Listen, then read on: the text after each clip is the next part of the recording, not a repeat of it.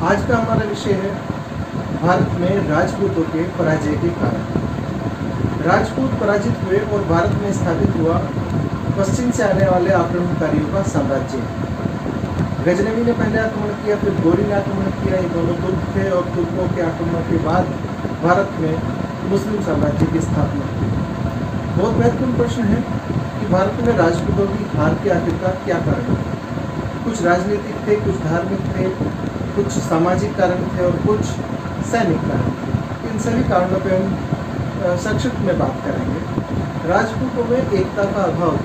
पूरा भारत अलग अलग राज्यों में विभाजित था और प्रत्येक जो राजपूत राजा था उसका अपना शासन था, उसके दूसरों के दुख सुख से बहुत कम मतलब था। ऐसे में इसका फायदा तुर्कों ने उठाया और यहाँ पर आक्रमण किया और वो विजय हुए। एक था वंश परंपरागत शासकों का होना। आवश्यकता नहीं है, जरूरी नहीं है कि वंश परंपरागत राजा योग्य हो। कुछ अयोग्य राजा भी यहाँ हुए राजपूतों में, कुछ योग्य राजा भी हुए। लेकिन अयोग्य राजा का सबसे बड़ा नुकसान हुआ कि यहाँ पर विजय प्राप्त करना तुर्कों के लिए आसान हो गया। एक राजनीतिक कारण आता है सीमांत प्रदेशों में की जो सुरक्षा थी, जो सीमांत प्रदेश थे उनकी जो सुरक्षा थी उसकी रक्षा के प्रति यहाँ राजा सजग नहीं थे। राजपूत राजा समझते थे कि उनका किला, उनकी राजधानी सुरक्षित है तो सब कुछ सुरक्षित है। सीमाओं पर ध्यान नहीं दिया गया।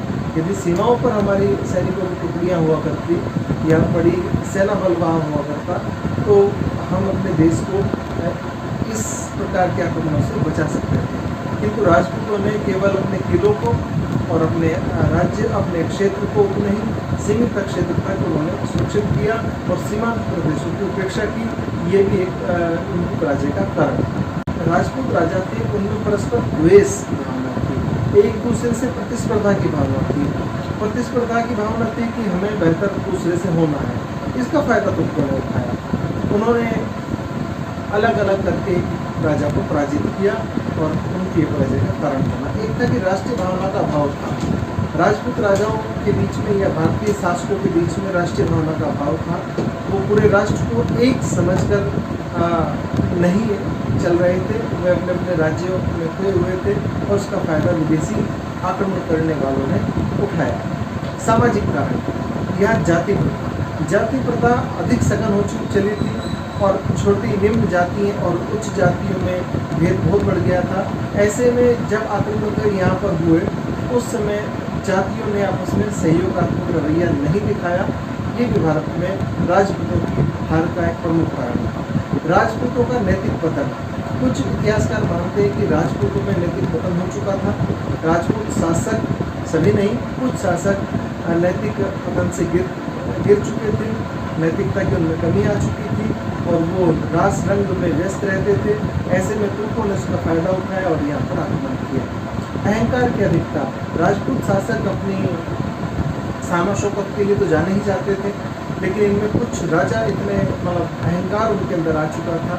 ये इतिहासकार मानते हैं कि उन्होंने अपनी सुरक्षा को लेकर उपेक्षा बरती कि हमारा कुछ नहीं हो सकता और फिर लेकिन तुर्कों ने उनको पराजित किया। आक्रमणकारियों में धार्मिक जोश तथा एकता की भावना।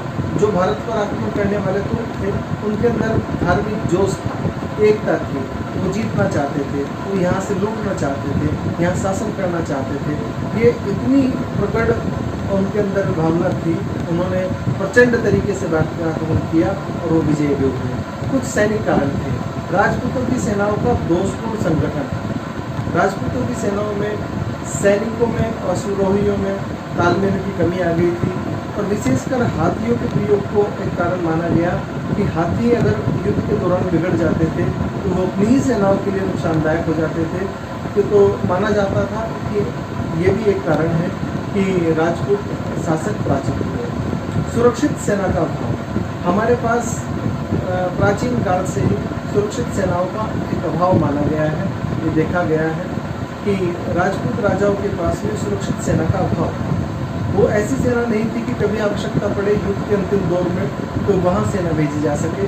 जब निर्णायक स्थिति में युद्ध होते थे तो ऐसी सेनाओं की आवश्यकता पड़ती थी, लेकिन राजपूत शासकों के पास में ऐसी सेनाओं की कमी थी और अंततः ये कारण ही बना पराजय का।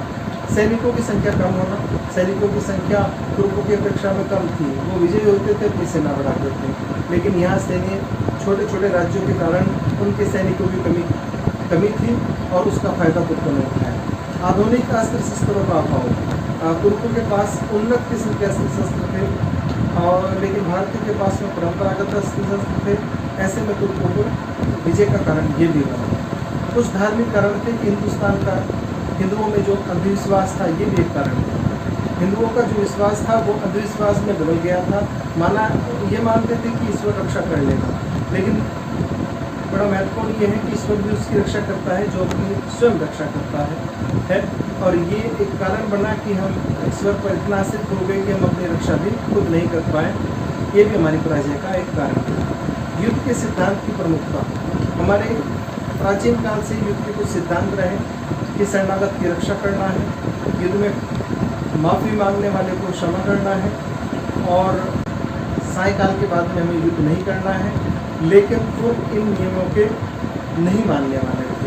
वो शरणागत की हत्या कर सकते थे, वो किसी भी नियम को तोड़ सकते थे, लेकिन ये सिद्धांत हमारी हार का कारण बने। जिहाद की भावना पैदा कर दी गई, धार्मिक युद्ध बना दिया गया।